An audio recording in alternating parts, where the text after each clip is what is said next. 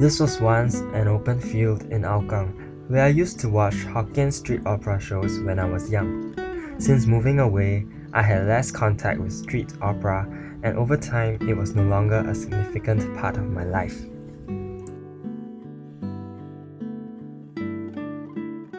Since the early days, street opera has become a form of entertainment for the Chinese when it was performed for deities and during the 7th month of the Chinese calendar for roaming spirits. 以前的没有什么娱乐，就是电视机也没有，因为电话也不是很流行，那么只有一个力的呼声而已。 One of the most famous professional Hokkien opera troupes in Singapore is Sing Sai Fong, which has a long history of 103 years. Before I was born, it's really famous. Opera is the only entertainment which is free of charge. Okay, Sing Sai Fong last time used to be quite well known in all their singings, and Sing Sai Fong, all pretty ladies are there. Okay, ladies are in their 20s, which is now in their 40s, 50s already.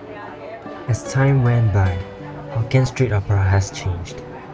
For nighttime show, it's 7:30 to 10 o'clock, or 10:30. 7:30 to 10 o'clock. It's 3 hours. Okay, because of timing, because of HDB wise, if you want to sleep, the timing wise also affects our show because we have to cut this, cut the scene, cut the character to make it shorter. That makes the show become really worse.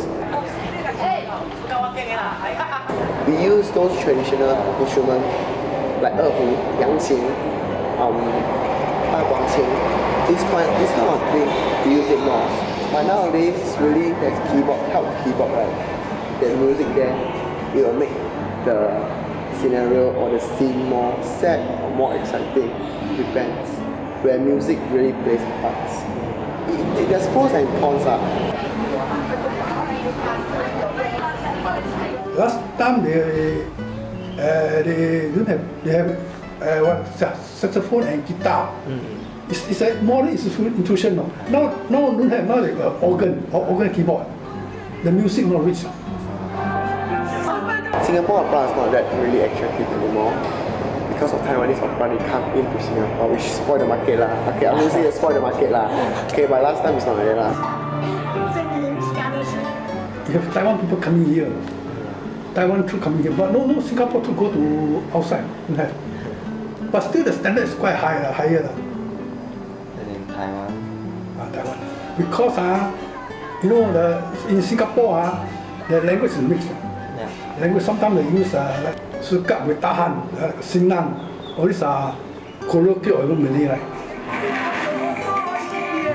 Okay, it's not a bad thing when we merge with Taiwanese.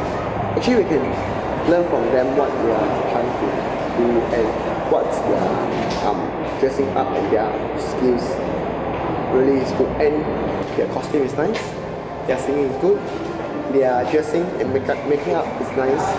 That's why most of Singaporeans are sport. In the recent years, the number of people enjoying street opera performances has diminished. Sing Sai Fong's performances have gradually decreased, leading Mr. Ong to pursue this passion as part of双明凤闽剧团. Perhaps the audience of Hokkien street opera has evolved with time as well. I was told almost every day they go Wayang, almost. Now only, I think 10 plus day or even less than 20 days. 10 plus, the Sing Sai Fong. 其实现在的人呢，没有什么人很喜欢看街戏，因为呢，他们太多选择了。他喜欢看，其实那个电视台有时候也有做啊，天气热啦，人挤很多啦，都不喜欢看。Now you want comfort. No, the question is no future, no good pay. Now they go will pay. 其實政府做貴變多路啦，樓價。嗰啲客 nowadays, all old people they so lazy that. All old people either they die away or they too lazy, too sick to come down house. How about the young people? Young one, no identity, no attachment. But some people still very young, low life, low life, so they can walk. Very simple. 我觉得如果对老一辈的人来讲是重要，对年轻的他们可能没有什么兴趣。年轻人你要培养他很难的，不是说一下子就可以的，最少他们要懂得那个方面先。人现在的人读书很忙，忙得剩的时间他就是打电脑了，打game了，他哪里会去这种？除非他的父母很喜欢，整天带他们去看，可能会培养。但是父母那里舍得把他那个时间花在那边。So why does Mr. Ong continue to be a performer even to this day? Probably dying of tradition, no one want to pick up this art. That's why have the responsibility to keep this tradition ongoing. What I'm worried about is that there might be a dying traditional in this opera, but I still think there's a chance where we can still preserve it. Today, even though there are lesser sites where Hokkien street opera is performed, there are still efforts in preserving this traditional culture. Apart from institutions such as temples and the Chinese Theatre Circle, smaller interest groups such as Du Opera, also known as Yan Si Tuan, have emerged. Yan Si Tuan is formed up by a group of youngsters like me, Mei, Jenny, Stacy and Koh Cailing. We are at age less than 30 years old. We come out this group because of interest. We just want to have these arts go ongoing, and there are those elderly that is in homes, they cannot come up to watch opera, so we go inside and perform for them. After speaking to one of the members of Du Opera during an event organized by the National Library Board, I came to know that the target audience for the event was children, yet not one was found in the audience. The audience were mostly elderly who missed watching Hokkien opera.